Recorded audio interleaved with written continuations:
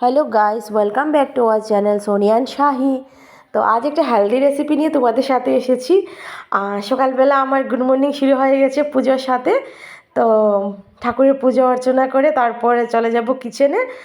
আর এই ছোট্ট একটা হেলদি রেসিপি শেয়ার করার জন্য তোমাদের সাথে এই ভিডিওটা বানিয়েছি, ভিডিওটা শেয়ার করার জন্য। তো চলো দেখা যাক আমি কী বানাচ্ছি। তো এখানে বাঁধাকপি নিয়ে নিয়েছি আর সাথে একটু টমাটার আর আলু। তো এটা একটা সবজি হয়ে যাবে।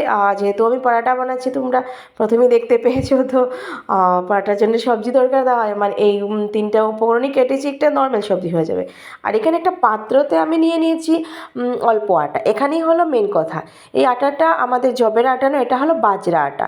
এটা জেনারেলি ইউপি বিহার ওই দিকে, মহারাষ্ট্র এই দিকে পাওয়া যায় সবচেয়ে বেশি। আমাদের এখানে খুব অল্প স্বল্প পাওয়া যায়, আর আমরা তো বেশিরভাগ জবের আটাই ইউজ করি। কিন্তু এই আটাটা খুব হেলদি হয় আর খেলে খুব ভালো, ছোটো বাচ্চাদের জন্য আর খুব বেশি ভালো। তো এটা নর্মালি ডো বানানো হয় আমরা যেভাবে ঘরে আটা বানাই, একদম নর্মালি। এখানে আমি অল্প সল্ট অ্যাড করে দিয়েছি। আরও টেস্টের জন্য আমি এখানে অ্যাড করে দেবো কিছু আজওয়াইন। আমি কখনো কখনো এগুলো তো সফও ইউজ করি, বাট এখানে সফ ইউজ করিনি, জাস্ট আমি একটু আজওয়াইন অ্যাড করেছি। তারপর জল দিয়ে এটা মানে ভালো একটা নরম সফট ডো বানিয়ে নিয়েছি। তারপর খাট বেলনির সাহায্যে সেটাকে গোল করে রুটি বানিয়ে নিয়েছি। আর আমি একটু অ্যাড করেছি এখানে ঘি দিয়ে পরোটাটা বানিয়ে নিয়েছি। তো তোমরা ঘরে এটা বানাবে, এটা অনলাইন অর্ডার করলেও পাওয়া যায়।